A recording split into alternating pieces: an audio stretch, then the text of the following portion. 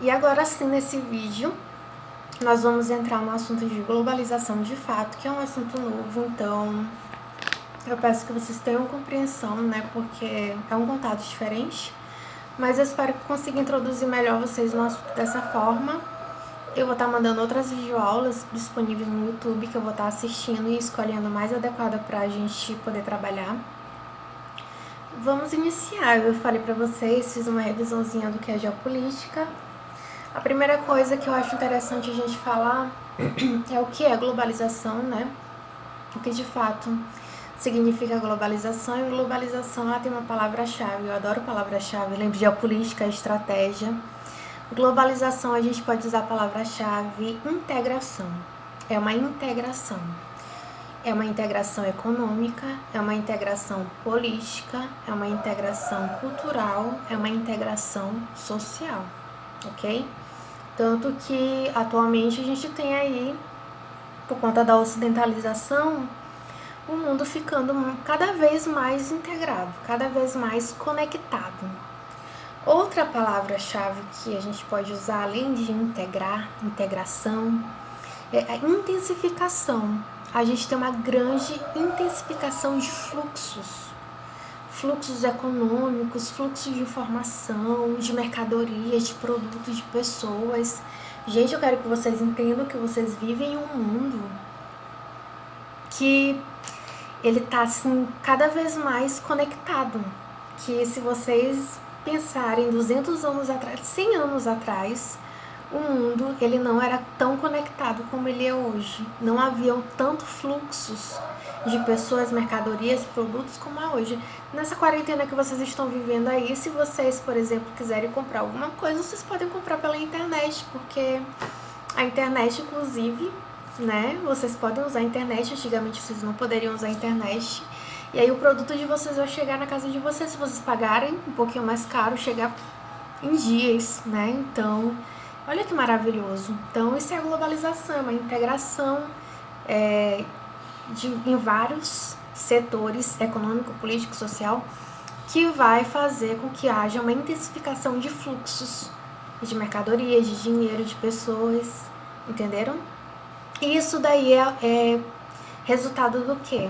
É resultado de uma grande evolução e inovação tecnológica, tá certo?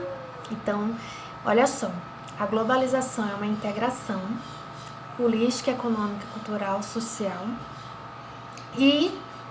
eu esqueci alguma coisa? Política, econômica, social, cultural, tá certo?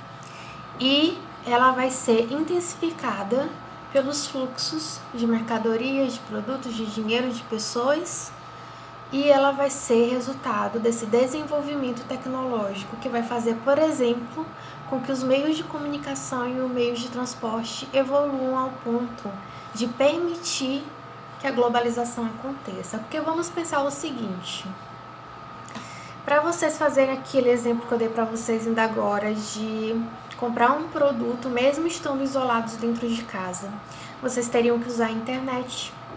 A internet é um meio de comunicação. A internet é o desenvolvimento do meio de comunicação e ela vai ficar cada vez melhor, mais rápida por conta das inovações tecnológicas, que vai conectar cada vez mais e integrar o planeta. Aí vocês vão na internet, esse meio de comunicação, pedem o produto de vocês.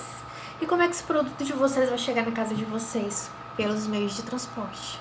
Se os meios de transporte não tivessem sido desenvolvidos, esse produto não ia chegar tão rápido para vocês.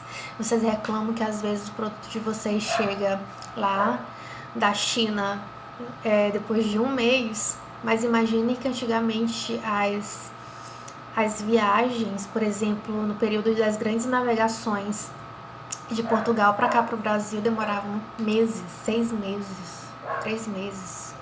Enfim, eu nem sei direito, mas demoravam meses. Eu quero que vocês entendam que houve uma evolução gigantesca.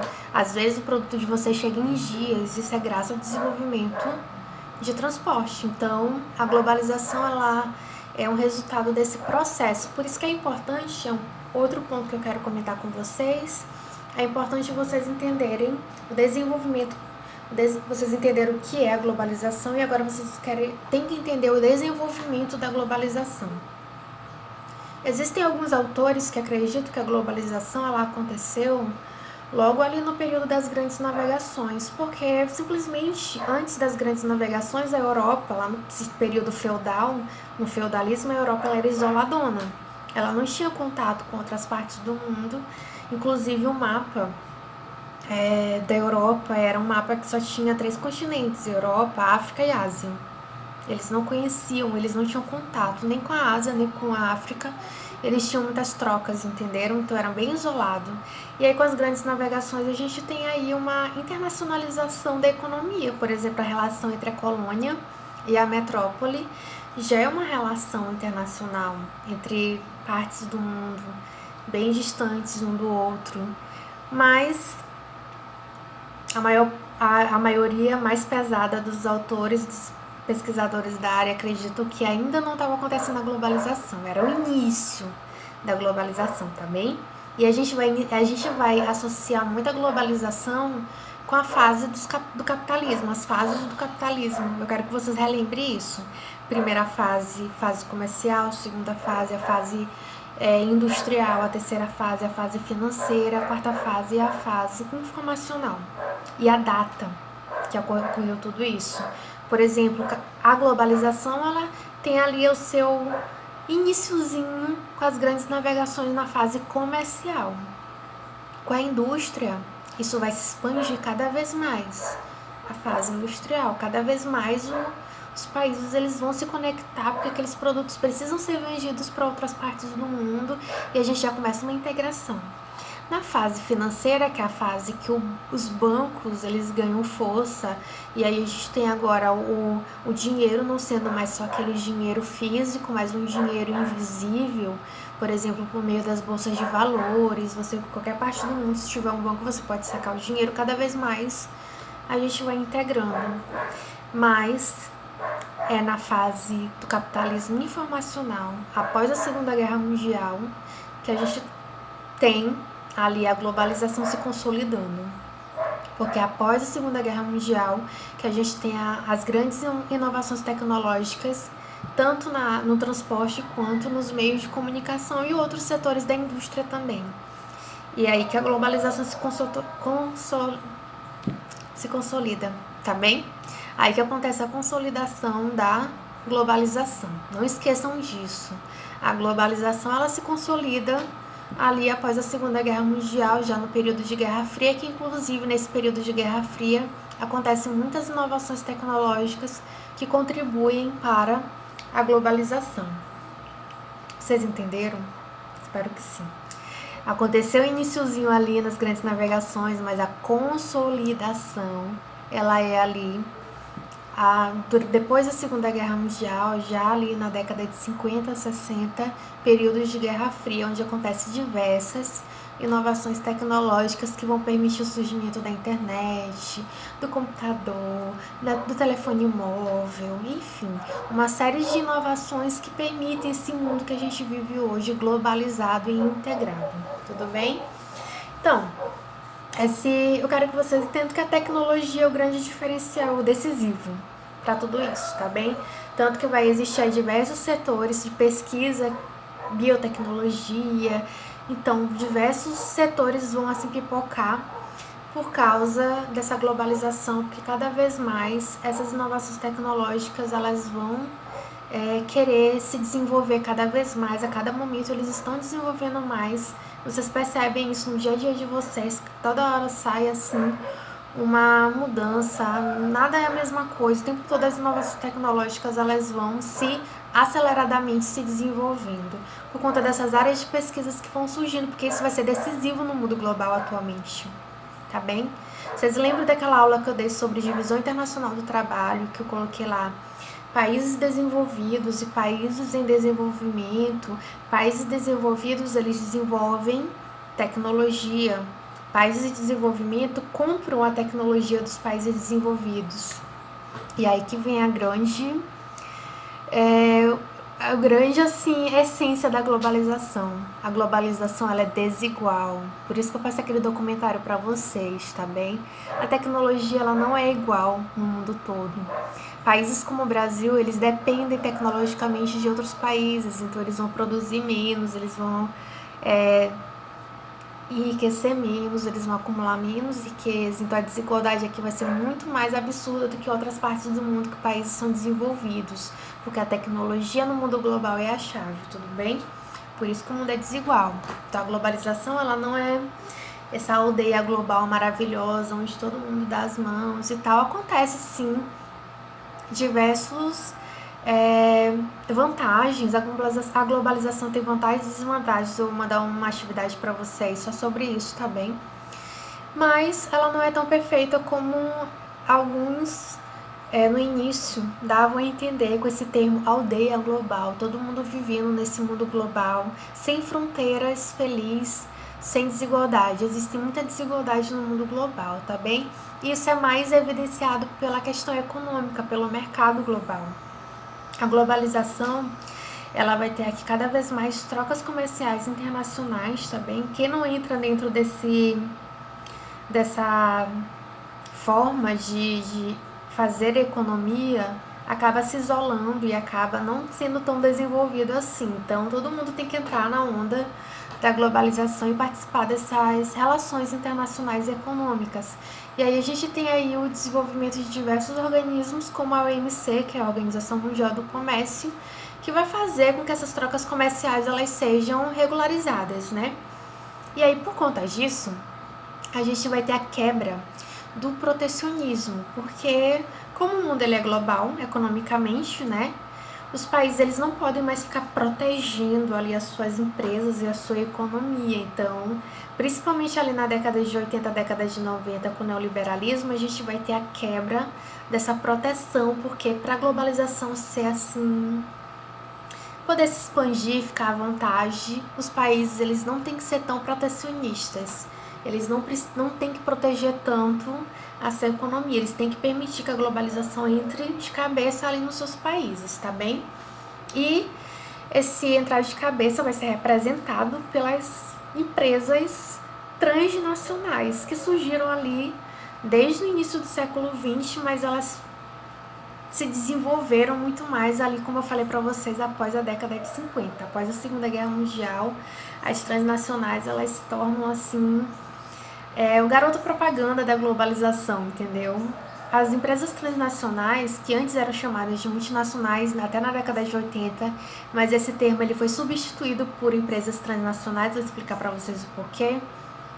Quando a gente fala em empresas multinacionais, a gente imagina que elas são de diversas nacionalidades, elas têm várias nacionalidades. E né, nesse período, na década de 70 e 80, quando as empresas eram chamadas de multinacionais, elas se fixavam no país e elas tinham ali todas as outras empresas que abastecem ela próximo, entenderam? Por exemplo, uma empresa que produz carro, ela vai ter ali todas as outras empresas que fornecem as pecinhas do carro ali próximas dela, entendeu? Elas eram chamadas de multinacionais nesse período. E na década de 90 a gente tem aí uma mudança nesse termo e elas passam a ser chamadas de transnacionais, elas transcendem as suas nacionalidades. Eu quero que vocês entendam que uma empresa transnacional ela não tem vínculo nenhum com o seu país, com países, entendeu? Elas não têm elas só querem lucrar, tá bem? Então elas vão procurar onde que elas vão lucrar mais, elas vão procurar onde que elas vão gastar menos dinheiro, elas não têm nenhum tipo de compromisso com o território original de onde surgiu essa empresa, tá bem? É tipo assim, antes as empresas multinacionais, elas ficavam ali no ponto e juntavam as outras empresas no entorno dela. Agora as empresas estão espalhadas. Uma pecinha feita no Brasil, outra pecinha feita lá na China, porque é onde fica mais barato. Por conta dos meios de transporte serem mais rápidos, elas conseguem se juntar rápido para fazer a montagem do produto. Então não interessa, eu vou ter que levar emprego para tal lugar, não. O importante é o lucro. Então ela sai do seu país de origem e vai para onde tem lucro. Então não quer nem saber se o país de origem dela vai ficar desempregado, porque ela vai buscar onde ela vai ter mais lucro, onde vai ser mais barato. É por isso que o Donald Trump, ele estava querendo trazer muitas das empresas transnacionais de volta para o território estadunidense, porque se essas empresas transnacionais, mesmo sendo americanas, saem do território e vão para outros territórios, é ali que vai ser a geração de emprego. Não vai ser lá nos Estados Unidos. Claro que a sede da empresa é ali nos Estados Unidos e tal. Obviamente que essas empresas, de alguma forma, beneficiam o seu país de origem, né? Mas o emprego, a geração de emprego, ela acaba sendo em outros lugares do mundo, outras partes do mundo. Ela não tem compromisso com o seu país de origem, tá bem? Elas transcendem esse negócio de território, de estado, de seu país de origem.